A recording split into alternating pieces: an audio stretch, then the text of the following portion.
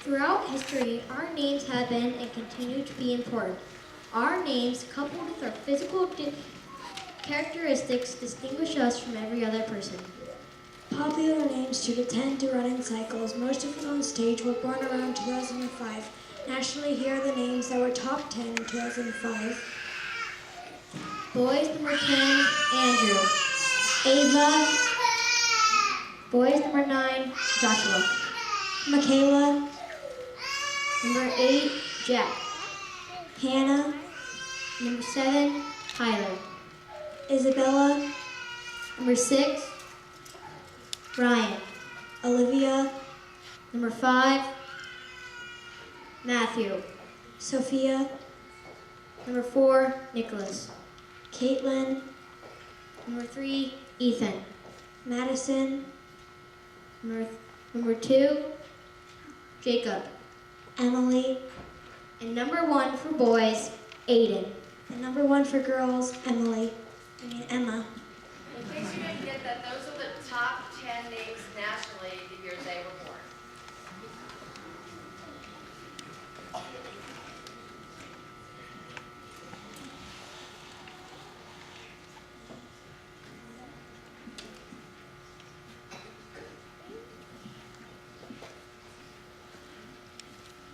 In the 19th century, which was even before anyone here was born, a popular type of entertainment was the melodrama. In a good melodrama, there is always a villain with a name such as Dastardly Whiplash. When he appears, the audience traditionally boos and hisses. Let's practice.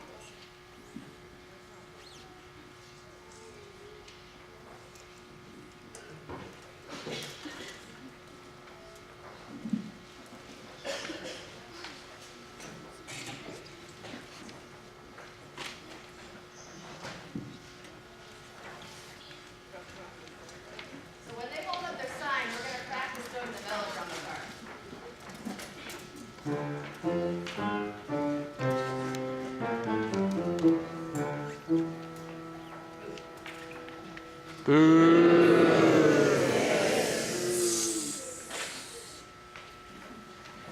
Of course, every melodrama has to have a sweet damsel in distress with names like Penelope Parsons or Susie Sunshine. For her, the audience responds like this.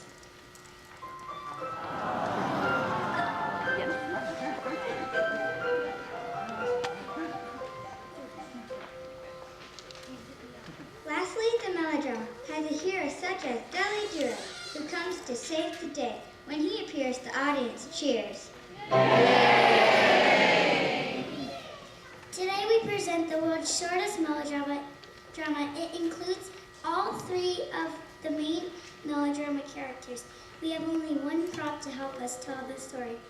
Please note the useful of our chosen prop.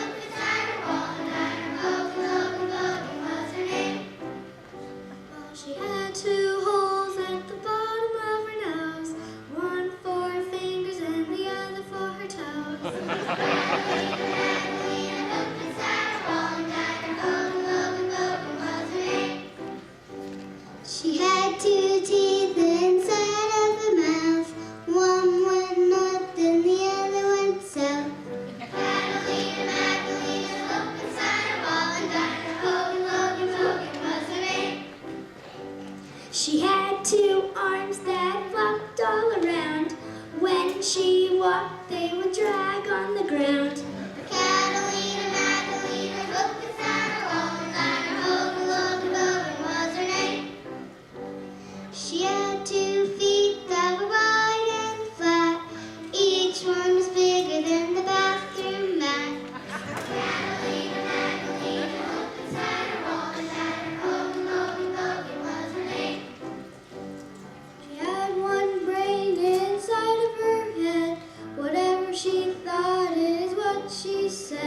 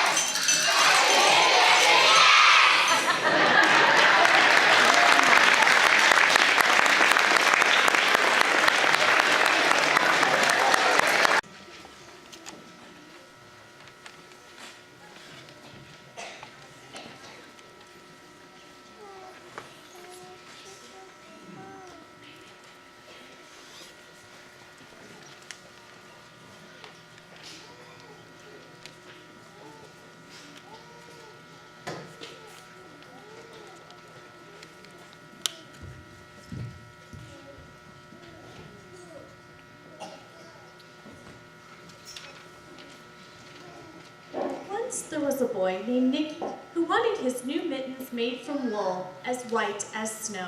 Hey Baba, can I have mittens made from wool as white as snow?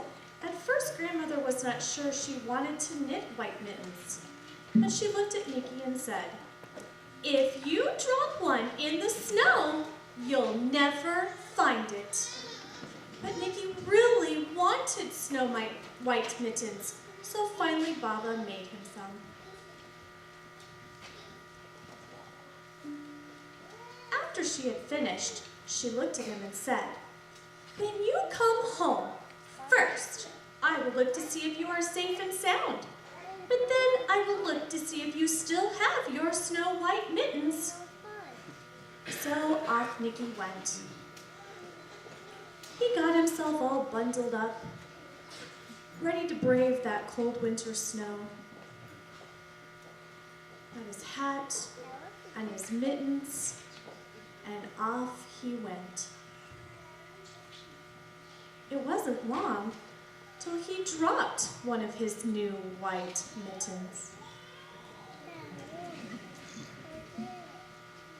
Not long after, a mole, very, very busy tunneling through the snow, keeping himself quite busy, came along and discovered the mitten, and he decided to burrow down inside.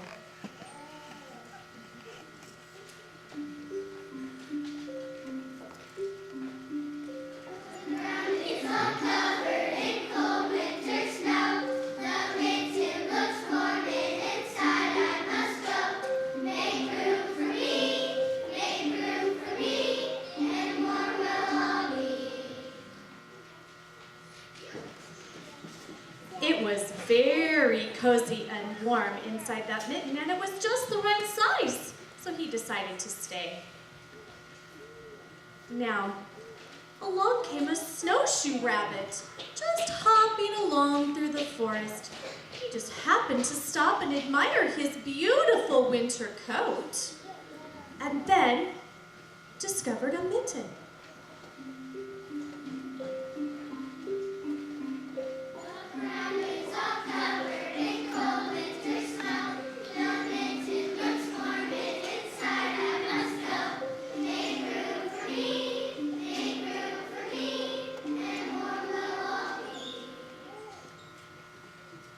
Now, the mole didn't think there was room for both of them, but when he saw those rabbits' big kickers, he moved over.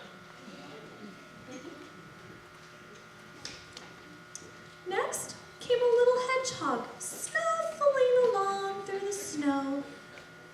He was so small, he had to do a lot of snuffling to make his way along. He had spent his whole day searching under wet leaves for something to eat. He decided to move into the mitten and warm himself.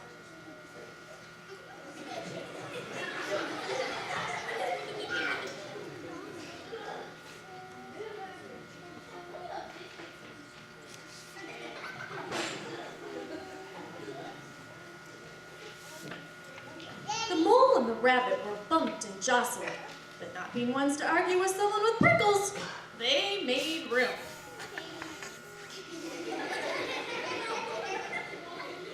As soon as the hedgehog disappeared into the mitten, a big owl became attracted to all the commotion and came soaring in and swooped down.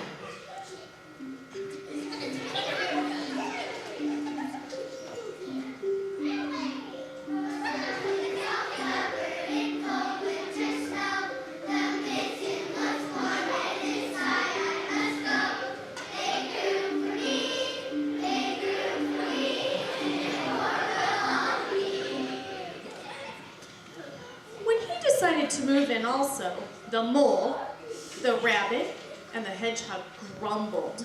But when they saw those owl's glinty talons, they quickly left him alone. Now, up through the snow appeared a badger. He had to dig and claw his way up to the surface. But he eyed the mitten and began to climb in.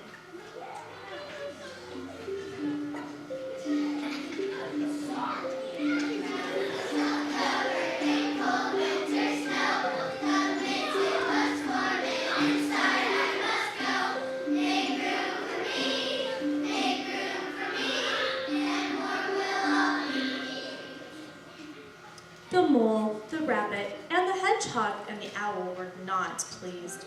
There was no more room left. But when they saw his diggers, they gave him the thumbs up. All of a sudden, it started to snow, but the animals were very snug inside their mitten. A waft of warm steam rose in the air, and a fox came trotting by to stop and investigate. Just the sight of that cozy mitten made him feel drowsy.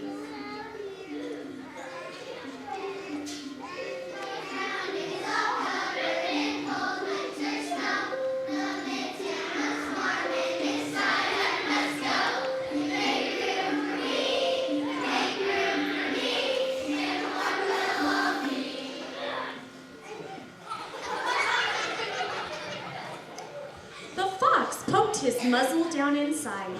When the mole, the rabbit, and the hedgehog and the badger saw his shiny teeth, they gave the fox lots of room. It so happened that a bear came lumbering along. He walked his way, clambered through the snow, and he happened to come by the mitten. It was very plump, and not wanting to be left out in the cold, he began to nose his way in. The animals were packed very tightly. Where would the bear go?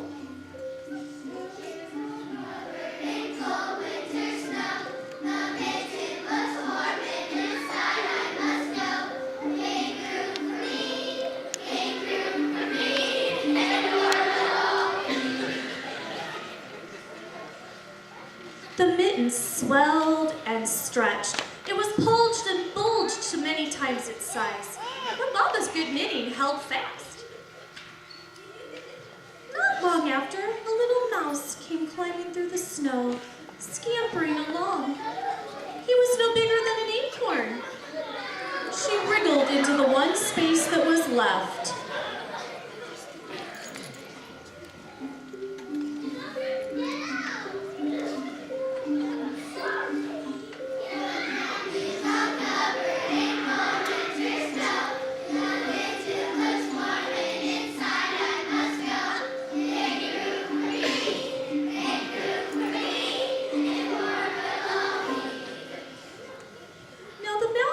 Itself very comfortable on top of the bear's nose. But the mouse began to tickle the bear's nose, and he let out an enormous sneeze.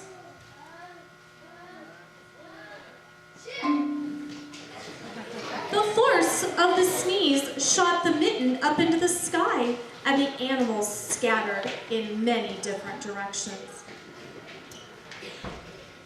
Now, as that mitten flew up into the sky, Nicky was on his way home. He saw the white shape in the distance. It must be the lost mitten up against the blue sky that he could not find. He decided to run home, and as he did, he peeked in the window and saw Baba's face. First, she looked to see if he was safe and sound. And then she saw that he still had his new mittens. She looked at him and looked at his mittens, and